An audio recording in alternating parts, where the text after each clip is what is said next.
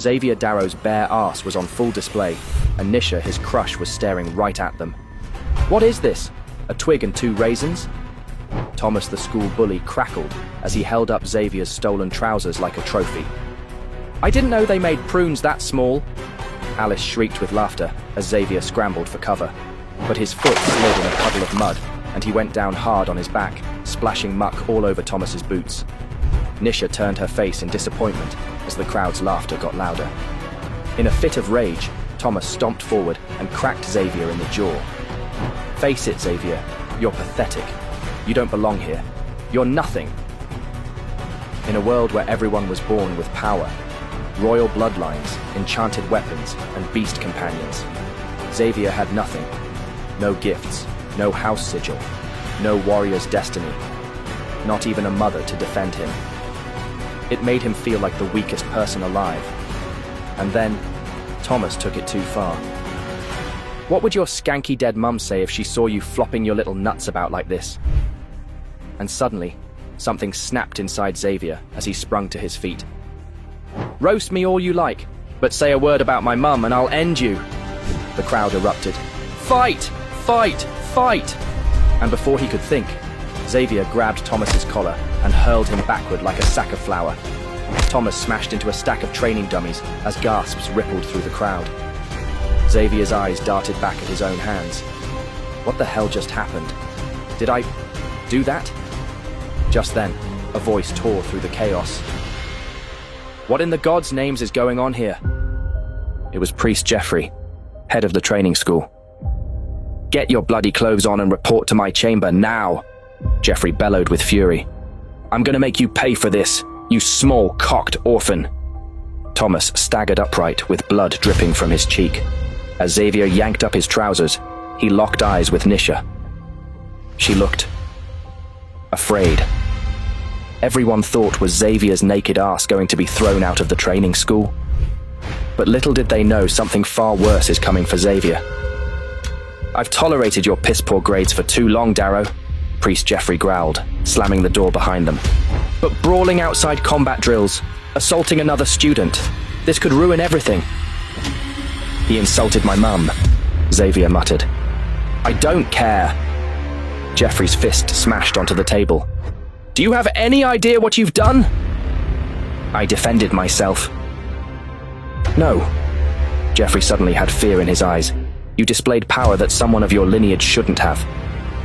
"What does this even mean?" Xavier reeled with confusion. "It means you're no longer just a failure. You're a threat." And suddenly, Jeffrey reached into his robe and flung a black sealed parchment, stamped with a silver phoenix. "I should expel you and cast you out into the gutters of District 5, but I won't. Because now, they've summoned you." "Who's they?" Xavier asked. "Take this. Go home. Wait till you get instructions. And pray to the gods you haven't just started something that can't be undone." Who are these people that have summoned Xavier? Did he really have powers no one thought? And what would they do to him? Xavier stared at the black-sealed parchment as he walked home. He was so lost in thought, he didn't notice the figure until he nearly slammed into him. "You've been marked, boy," said the man. Xavier jerked to a halt.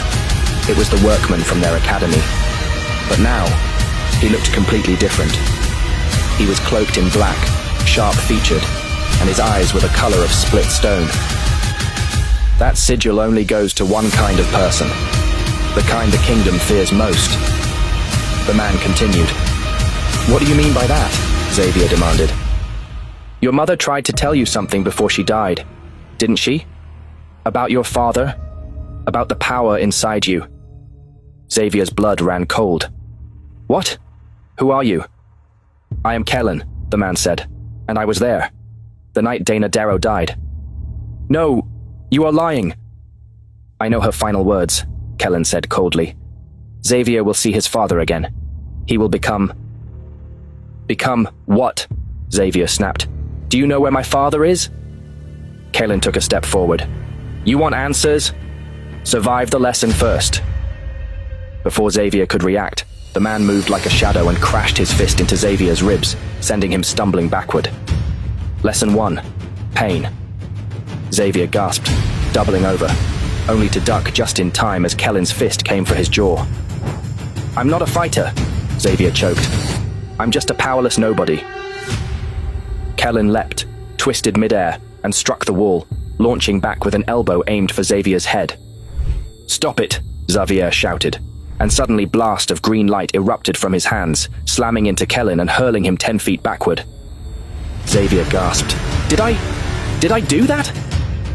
Kellen rose without a scratch and tossed a small weathered box from his robe. Inside, resting on dark velvet, was a black metal ring, etched with a silver phoenix, the same mark as the parchment. "I tried to get this to you the night she died," Kellen said. "The healers had confiscated it from your mother. Took me years to track it down." As soon as Xavier turned the ring over in his palm, the metal pulsed against his skin, and his vision tore open.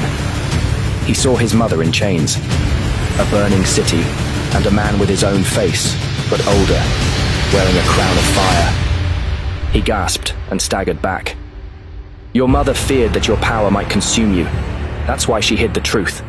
That's why she begged me to train you." "Why is this happening to me?" Kellen didn't answer. "You have 2 weeks before they come for you and rip out your powers." "Who's they?" "The ones who sent that parchment," he said. "You weren't summoned to be tested, Xavier. You were summoned to be contained, or killed, whichever is easier." "So what do I do?"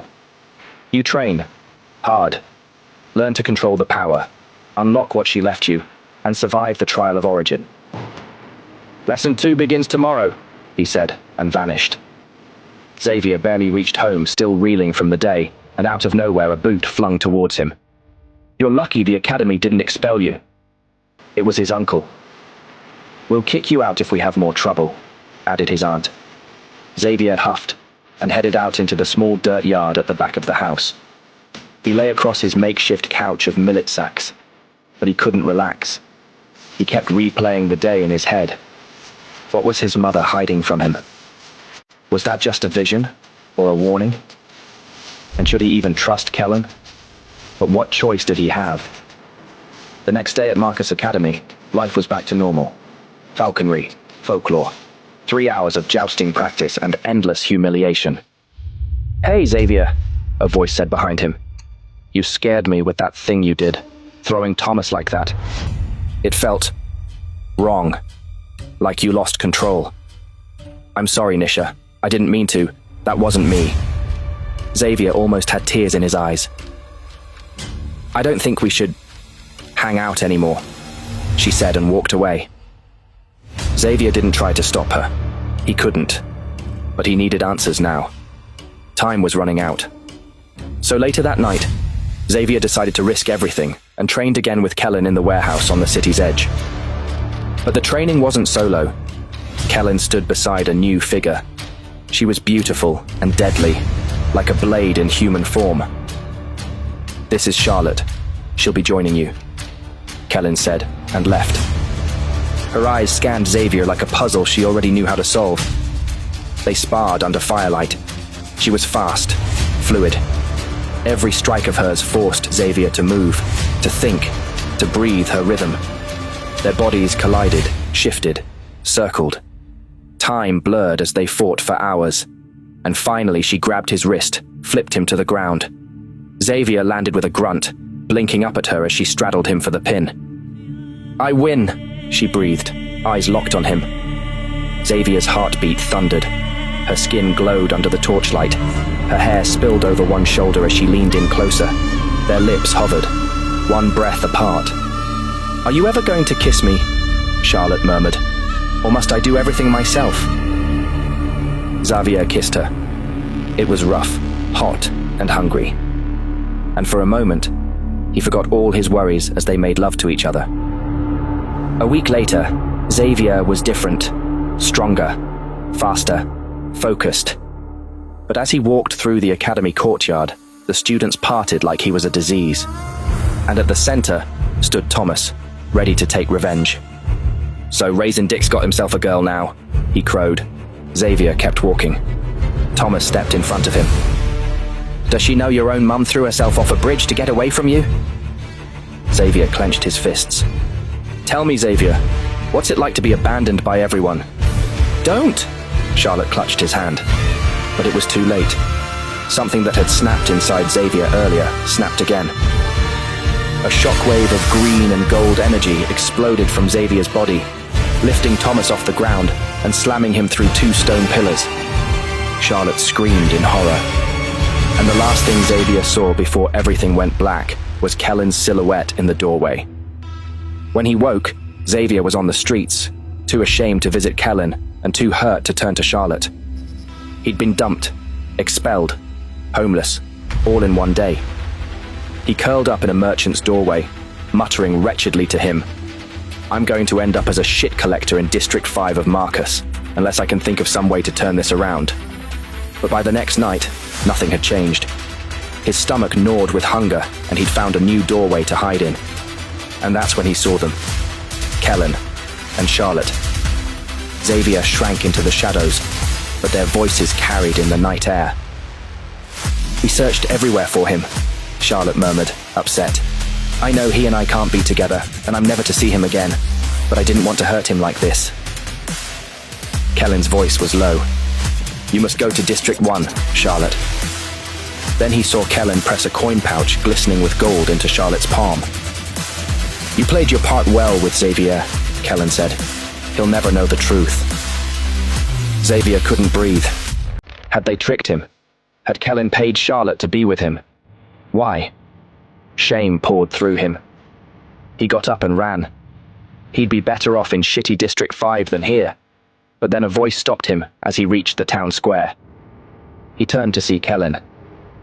"You think Charlotte betrayed you?" he said. "I know she did," Xavier spat. "She's from District 1. You paid her. What was I to you?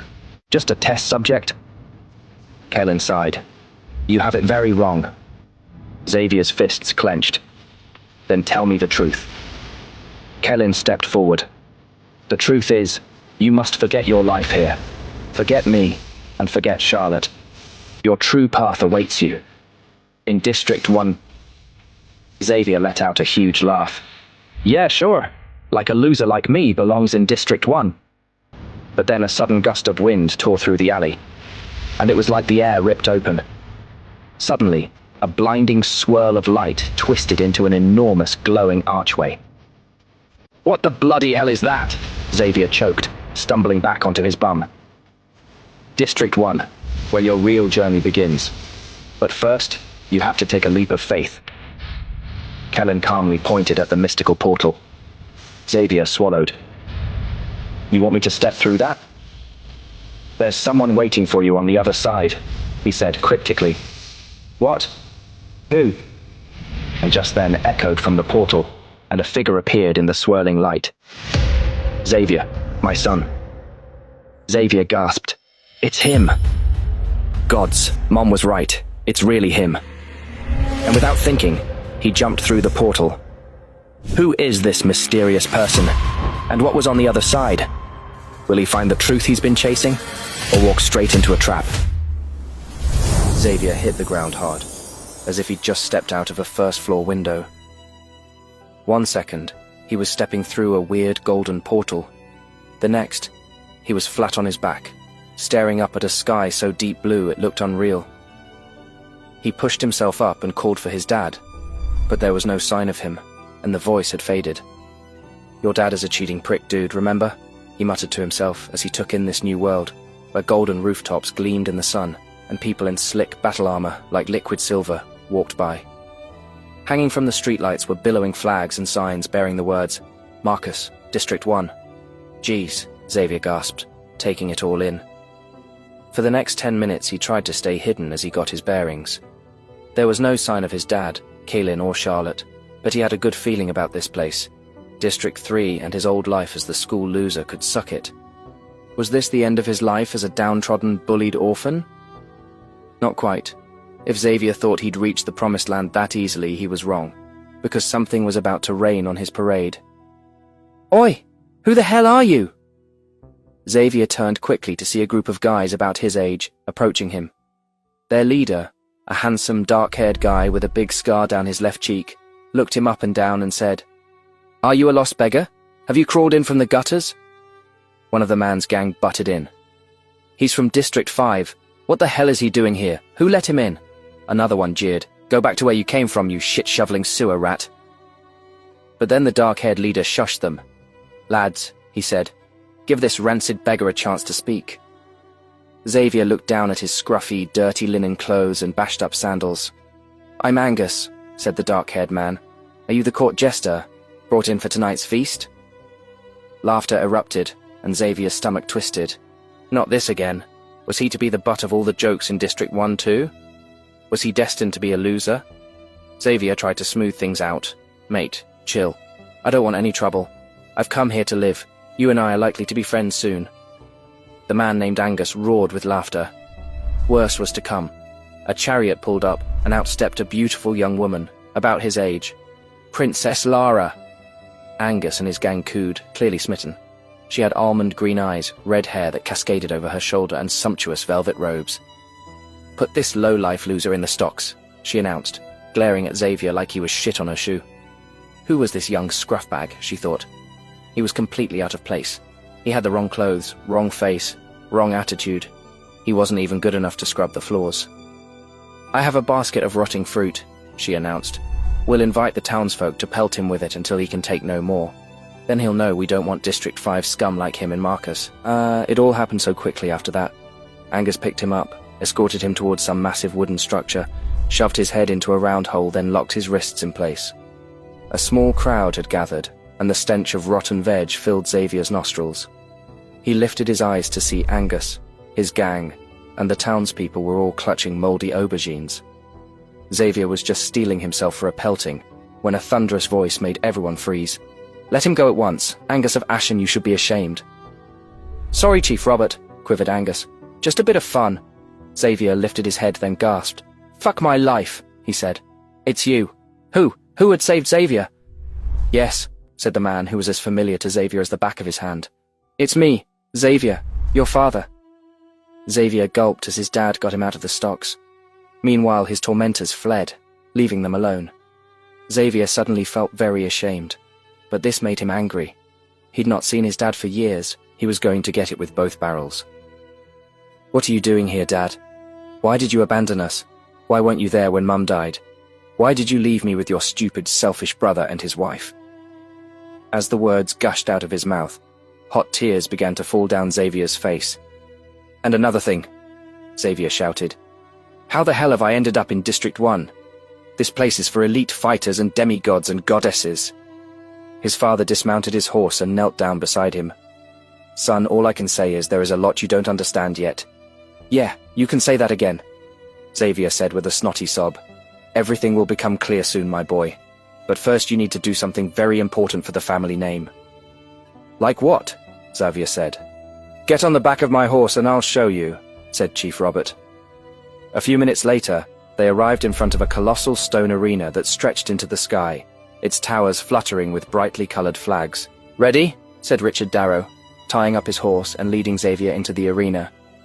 It was bigger than anything Xavier had ever seen. The lower stands were filled with hundreds of people in jewel-coloured cloaks, and Xavier started to feel very uneasy. Was this a trap? What was going on? He looked down at himself. He was still wearing his faded tunic and scruffy trousers. Then a voice boomed across the arena. The newcomer has arrived with his father, Chief Robert of the Darrow clan. We've arranged for him to take the power challenge. Gasps rippled around the stands, and a group of wise-looking warriors circled Xavier. Xavier, of District 3, you are to be tested, said an old man leading Xavier to a massive stone pillar, which had a glowing crystal at its center. This will measure your strength, Xavier, another elder said. Place your hand on it. Good luck, my son, Robert said with authority. This is your moment. Xavier didn't know what the hell was going on, but what could he do other than what the elder had asked of him? He took a deep breath before touching the stone, and thought of his mum. Then, all of a sudden, the fire he'd been experiencing for the last 6 months began to surge through his veins again. He pictured all the people who'd called him Raisin Dick and orphan scum in the past, and the second his skin connected with the crystal, it flashed gold, and a humongous bang tore through the air. Next, all hell broke loose again. The ground rumbled and golden letters burst into the sky like fireworks, saying 9 battle stars.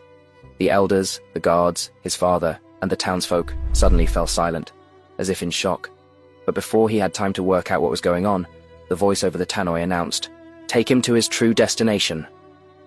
And with that, Xavier was bundled into a carriage and rushed away in a flurry of horse hooves. His head was spinning. What did it all mean? Had he done terribly badly? Where was he being taken? Would his father abandon him again?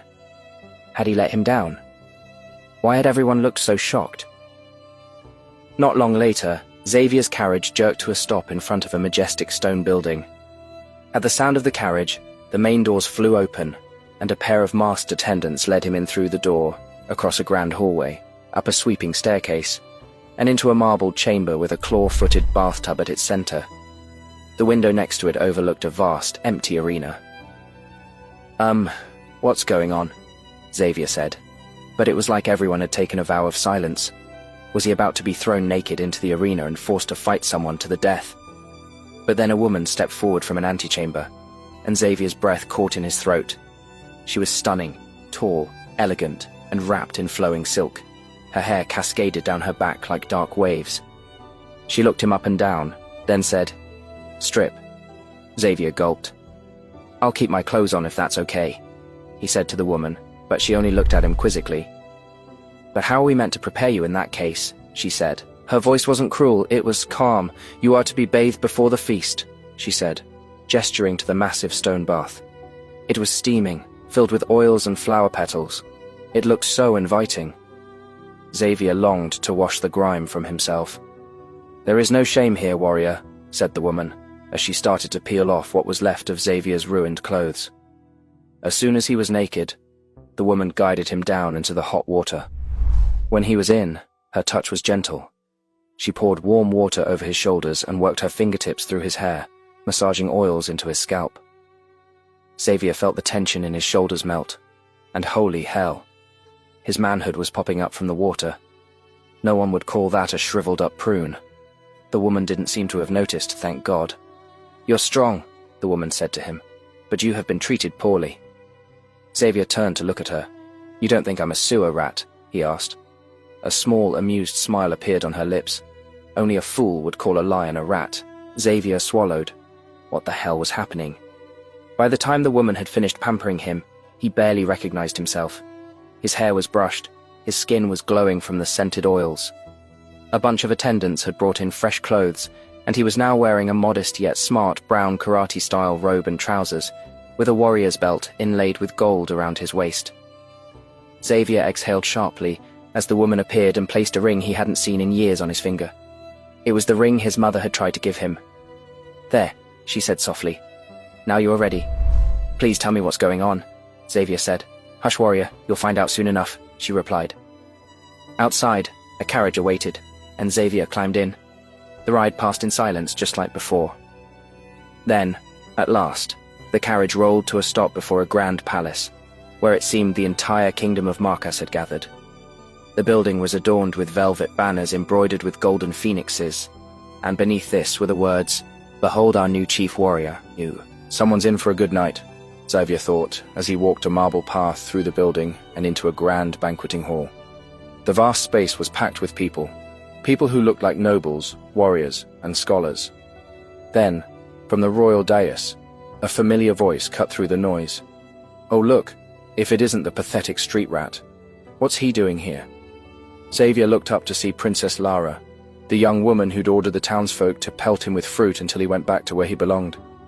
She was draped in silks, adorned with gemstones, and exuded nobility and arrogance. If he was about to be kicked out of Marcus, at least Xavier would never have to see her snotty face again. And just to make matters worse, she was sitting next to that arsehole Angus. "What the hell are you doing here, District 5 prick?" Angus sneered.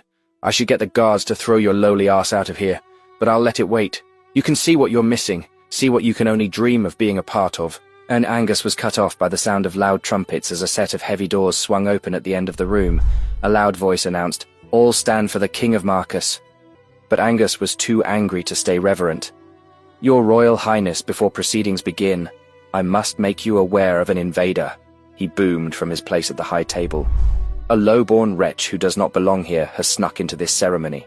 All eyes landed on Xavier, including the king's. Kill me now, Xavier muttered to himself. But the king didn't flinch. Instead, the king turned his head to Angus and shouted, "Silence!" Angus froze, and his superior expression drained from his face. The king stepped towards him. "Angus, kneel before Xavier." Xavier's heart pounded. Had he heard that right? "Did you hear me, Angus?" said the king. "Kneel before Xavier." Angus sank to one knee. He looked Xavier right in the eye, then bowed his head. You could have heard a pin drop. Xavier looked around bewildered. Lara's smirk had vanished. "Kneel all of you," commanded the king to the crowd, and then the mightiest of markers began dropping to their knees, one by one. They were all looking at Xavier as if he was a legend, not a loser. Xavier's mind reeled. Then the king himself knelt before Xavier, bowed his head, and pressed his lips to the ring on Xavier's finger and said, "It's time you learn what you really are." Why did the king suddenly kneel to a nobody from District 5? What secret powers run in Xavier's blood that his mother died to protect? And could he be the kingdom's long-lost heir, or its deadliest threat? Please subscribe to the Pocket FM YouTube channel and press the bell icon for instant notification. Check out our channel for more such exciting shows.